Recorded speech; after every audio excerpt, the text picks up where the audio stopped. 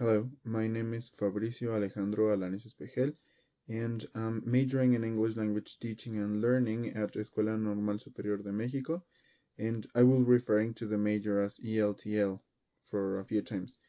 This is my final project for Herramientas para el análisis y la observación de la escuela y la comunidad, which could be roughly translated as tools for the observation and analysis of the school and the community.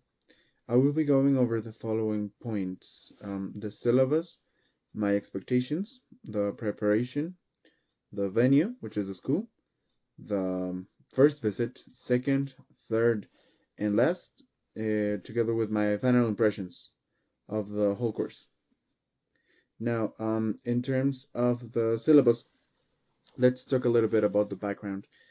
This subject is designed for the 2012 education reform, which intends to meaningfully improve the way education takes place in Mexico, establishing an important set of goals for the end of middle school level or secondary school, among which are the language and communication as follows.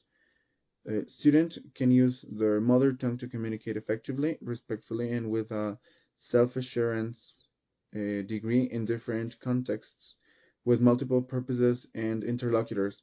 If they're native speakers of an indigenous language, they will also be able to use Spanish.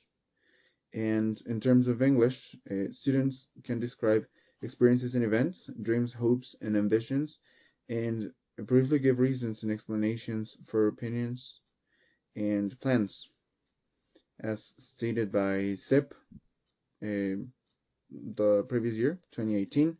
This last aim is a descriptor that corresponds to the last one in the CEFR, the Common European Framework for Reference of Languages, for the B1 level, according to the Council of Europe. Now, talking about the aims of the course, the course was developed mainly using a flipped classroom as the instructional strategy, and the subject belongs in the practicum education path or trayecto formativo. The aims of the course from my own perspective are the following.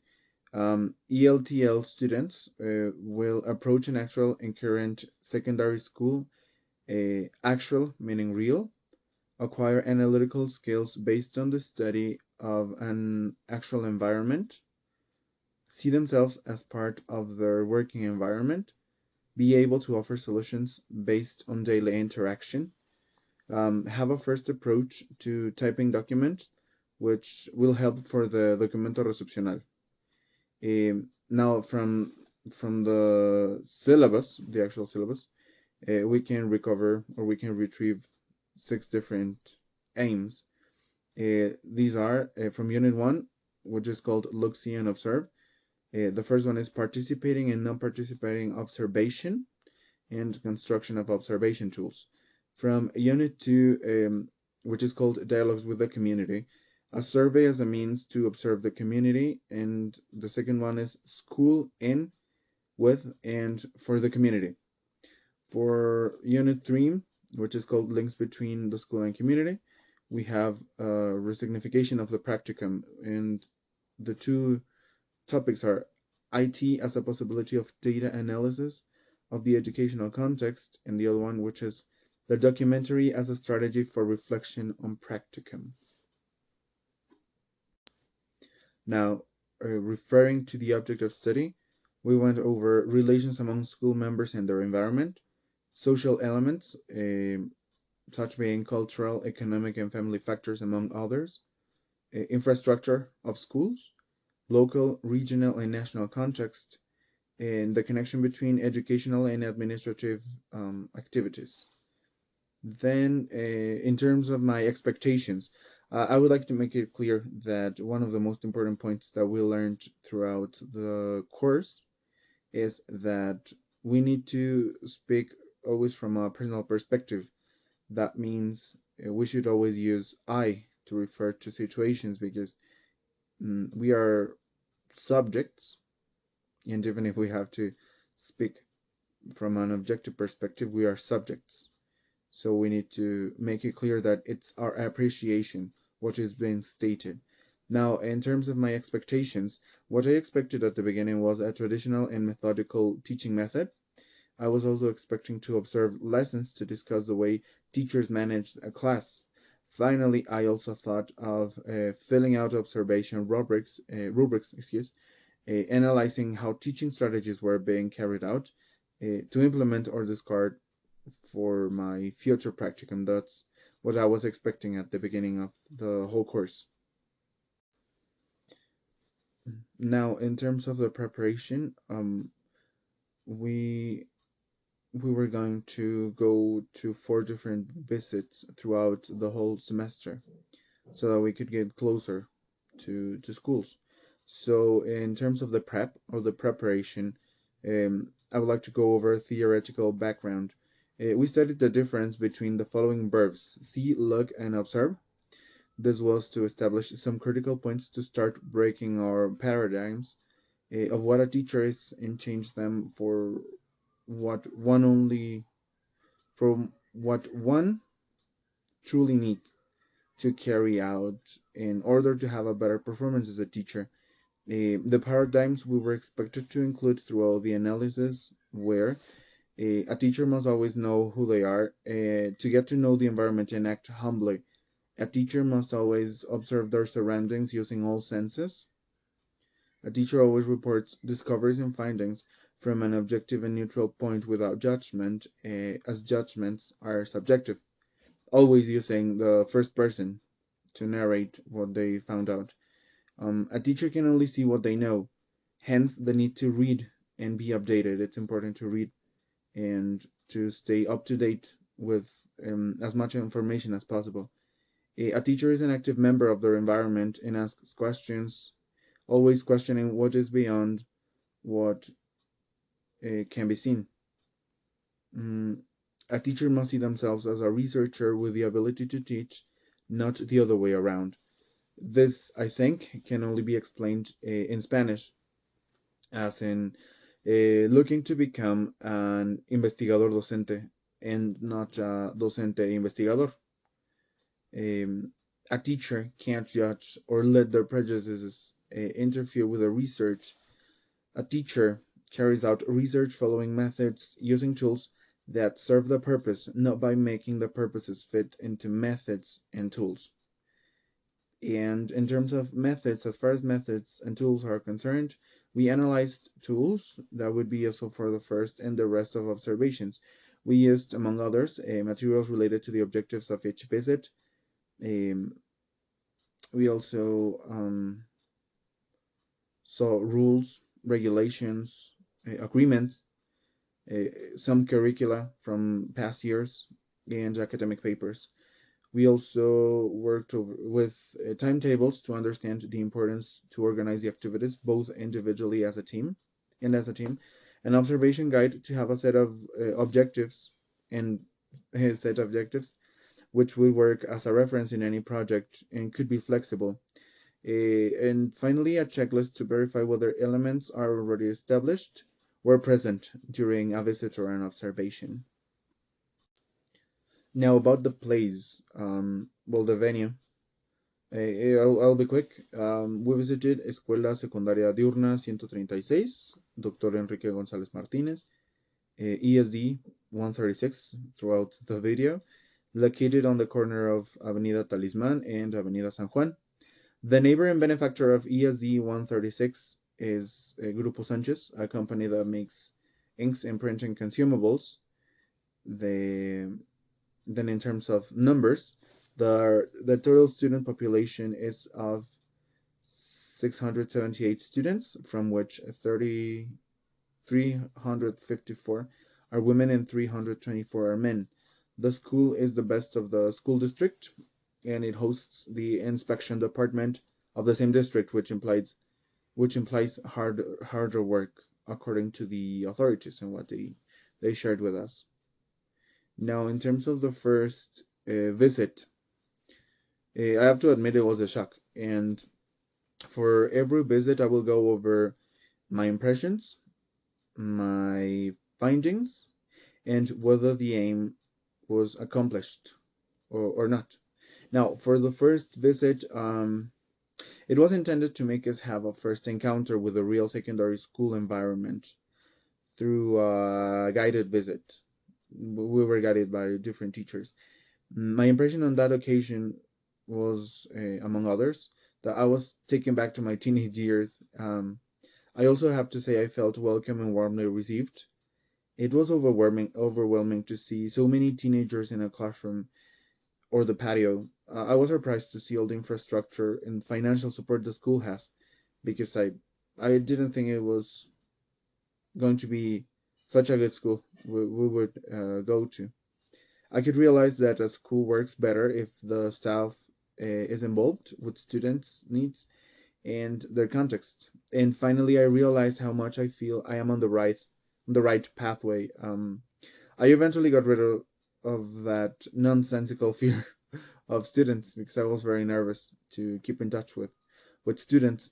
Um, Now, in terms of my findings and conclusions, they were basically the school is the best of the school district, and it's reflected in the importance the principal gives to coordinating the various activities at school.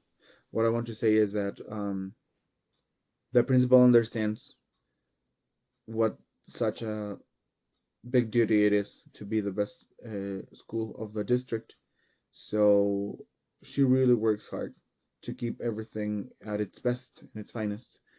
Um, I also learned the importance of knowing human and material resources to put them together um, as efficiently or effectively as you can.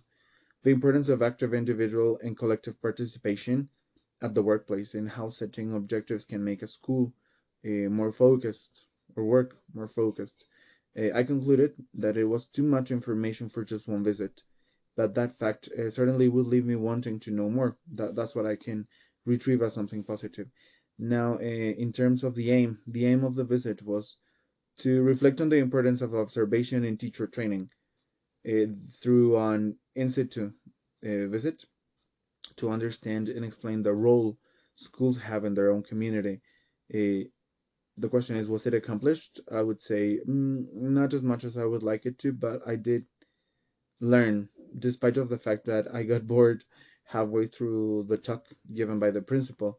I identify all at a fairly superficial level, but that definitely helped me with a better understanding of how school works and what sort of challenges a principal faces to run a school, as well as teachers. Then for the second visit, two activities were planned. The first one was a survey for students, parents, and teachers, and other academic or social actors involved in the education process in the context. And the second one, it was a fast track Microsoft Excel usage for graphs and lists with a teacher from ESE 136. And my impressions were that, from at least from the interviews, were that parents are involved as much as they can, because I saw both mothers and fathers taking their children to school, as well as students coming in on their own or small groups. I even got to interview an uncle who just took the student to school with no further care than that. Regarding academic actors, I saw that authorities were slightly dubious about our aim that very day, possibly due to the principal's absence. The teacher, my colleague and I interviewed, was especially collaborative because despite his cough, he shared plenty of valuable information. In terms of my findings, I interviewed a third grade student who was very short with his answers, but demonstrated that he had genuine interest in sports or learning other language different than English. He was sure about which subjects he didn't like and the reasons why, which were basically the difficulty of topics and the teacher's attitude, meaning the teacher seemed strict, inflexible, and boring to the student. Also, I talked to a mother who identified areas of opportunity to work on with his son, and she reportedly worked them out of school as such as the discipline problem, for example, which were not solved properly at ESD 136. She also said she wanted to clarify that both her children, because she has two kids, a current student and an alumnus, had reached a nearly desirable level of comprehension in English thanks to their former education in private school. She also made it clear that she had a preference for one of the two English teachers at ESD 136, as such teacher has shown better strategies according to her children's opinions and the outcomes of the class. Now, concerning the interview with the teacher, I felt really lucky and grateful because, as I mentioned before, the teacher had a terrible cough.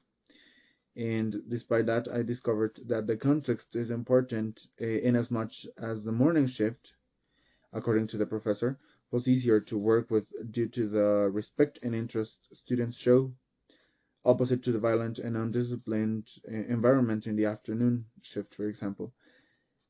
Also, the teacher shared that he made the most of his creativity to get students to see and review the use and benefits of sciences, which is what he teaches. He said that creating a link between chemistry and magic has worked well for him so far. He also mentioned the importance of getting into teaching career as possible, considering how certain it is to have a job when you are an experienced teacher. So yes, he totally pointed out that he feels lucky to have started young or at a young age. Now the aim of this visit, the second visit, was to compile information from the different social and academic actors, contexts, institutions, along with social and cultural interactions, so as to understand the roles in the community and at school. The question is, was it accomplished? To me, it was. I learned more than I thought I would from the interview, especially because the teacher was willing to share information about his teaching career, his experiences, his strategies, challenges he has been facing throughout all these years, the last 10 years. Um, Especially information that I couldn't have gotten from the principal or any other coordinator, for example. I also enriched from interviewing an English teacher whom I was not meant to interview but helped me as well with the approach a secondary school teacher should take for succeeding in class. And last but not least, I also enriched from the mothers and students interview, which undoubtedly gave me a clearer panorama of what they live every day respectively. From their answers, I could retrieve crucial information such as what subject is their favorite, what they know about learning English, and how useful they see the subject in their lives as a student and as a mother. Now, moving on to the third visit, we only attended a lesson and reported our discoveries as a team. Personally, I observed many important factors that one never pays attention to during students' age. I might also say that I had a clear panorama of what teaching teenagers a foreign language is, particularly under certain conditions. Then I had the opportunity to work together with my team, and I couldn't have put together the information I did without all of their kind and sharp remarks from their own perspective, making it a more complete view of what happened in the class. Now, my impressions related to the third visit. I was worried about interrupting the class without presence, but it wasn't like that because I felt students acting as they normally would. At the beginning, the class seemed undisciplined, but then it turned out that the teacher allowed certain indiscipline, so to say, to allow students to work together. Some students showed certain interest, some others just didn't, but they were mostly working. They also made a not so bad impression on me, as most were trying hard to identify the vocabulary in a spelling exercise the teacher was conducting. By the end of the class, they were all working on an exercise at a different pace. It was a different activity. In terms of my findings, well, the teacher applied a vocabulary or vocabulary spelling test related to the emergencies and natural disasters. Students had to find out the word by counting the letters, as they normally do in Hangman, and also by listening to sounds made when those disasters happen. Students seemed to have difficulties learning English as a second language, as they could barely identify the vocabulary they were studying, along with the correct usage of the alphabet for spelling, for example. They could not remember many letters of the alphabet. Now, the teacher's effective way to have students participate was giving points for their participation. Also, the exercise seemed like a test, and it could only be answered by using their books, as students were referred to the page in lessons so that they could know the words. They also presented difficulties with pronunciation, which the teacher addressed with correction and drilling, um, repetition, drilling.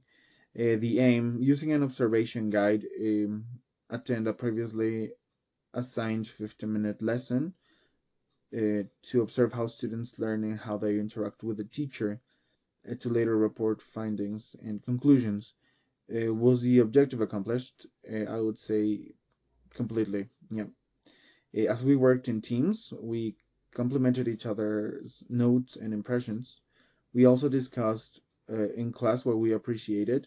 I got a clear view on what happens in a classroom during English and what problems we may face, as well as how they could be solved in general terms, so to say.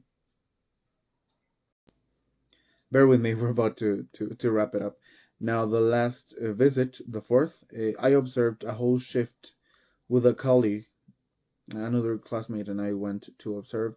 It was our first grade class. We observed 7 subjects. We observed Spanish, geography, maths, physical education, biology, history, and English. We were lucky to observe English. I must admit it was a challenge for me, as biology and history were test revision sessions, and by the time we started English, the last class, I was not myself anymore. And I have to admit that even if I broke the rules, I got to take pictures of the students' works throughout the whole shift, which really helped me get documented with examples. They were really cooperative, and yeah, I feel thankful about that.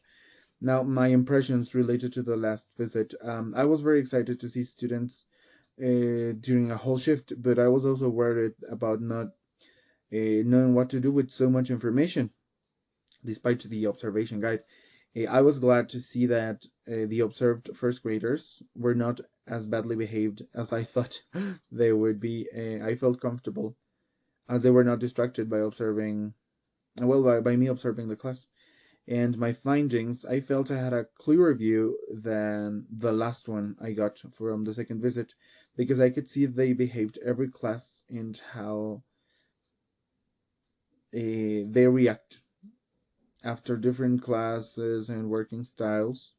I can also say that students work as long as a teacher shows security, relates to the students at a sensible degree, has a prepared class, monitors the work, sets clear rules from the beginning, and uses dynamic activities that promote thinking and reflecting to ultimately show that there are consequences to their actions as well. The aim of this third visit, it was using an observation guide, attend lessons for the whole morning shift to observe how students learn and how they interact with the teacher, to later report findings and conclusions. Was it accomplished? I would say it was. Different aspects, I could observe them from both the teachers and students. I retrieved first-hand information related to the students' feelings, emotions, needs, behaviors, and reactions to different stimuli, meaning their classmates, the teacher, and what they may be going through right now. Because remember, teenage years are a difficult stage. About teaching, I saw different teaching styles with different tools, approaches, rules, and interactions. It was evident with teachers it was evident which teachers made an enjoyable class and which ones just didn't, along with the progress students may have been making, because one can tell the difference between classes. And my final impressions. Concerning my final impressions, honestly, my performance was not the desired one throughout the course. And despite that, I think I learned adequately by analyzing how the context influences students and school staff. I also learned why decisions are made in such a way. Why do authorities or teachers make such decisions that might look questionable at the beginning, but they really have a reason. Since all factors play a decisive role in the daily life of a school. Now, the other question is whether I met the aims of the course. I met them empirically, so to say. As I decided not to adhere to the theory, I can say I have a clearer first view on teaching after experiencing individual and collective reflection in the classroom, obtaining information in the visits, interacting with the environment of a school, and benefiting from the guide of teachers, because we ask different teachers throughout the course. Now, in order for me to share what I think I learned at different levels. I would like to say that I learned at personal level and professional level. Professionally speaking, I learned to develop, but also trust my observation skills more. I also learned that teamwork truly serves research purposes under the provision that everyone is committed to collaborate. As well, I can consider how demanding it is to become a researcher and a teacher at the same time. Another important point I discovered with the help of the professor was that my personality is close to that of a research professor, since I tend to question many aspects surrounding me and analyze them. That does not mean I do it fully or I can do it skillfully, but I mean I need to work on it every day with a reflexive um, and projecting perspective. Projecting meaning I need to aim at the future. I mean, work every day so that I can improve better, improve much more every time. And professionally speaking, I learned that I am able to develop better and better works every time. That I need to read more on every topic related to education, but also enrich my views from experience from teachers, students, colleagues, and all the actors. It's important to talk to all those people who participate in education. I also concluded that investigation is made by asking right questions every day and learning to observe what lies behind what one can say or express observing, right? For example, body language. I am aware of the importance of relating with the environment at different levels to count on worthy information that can be useful anytime. And finally, I learned that there is no wordless idea or thought, as any of them can lead to more and more knowledge every time. The conclusion, well, I would like to conclude by saying that I have some expectations about what I think I should develop now on. I want to focus more on transversal learning, so to say, in order to integrate what I am learning in different subjects into my daily life, because that's what I will do when I become a teacher. I can say I see myself differently after doing all those research that I originally thought would mean nothing, and also I feel more positive about wanting to do further and real research in a school. I can say I want to interact more with in-service teachers and students to know how things will be changing since I started studying to be a teacher. I also want to know more about the rules and regulations, the curriculum that exists for teacher training and students at different levels. This is just the beginning of an interesting adventure, and I would like to thank you for your attention. I hope you may find this video useful, and thank you very much to all of my teachers, especially Miss Diana. Thank you.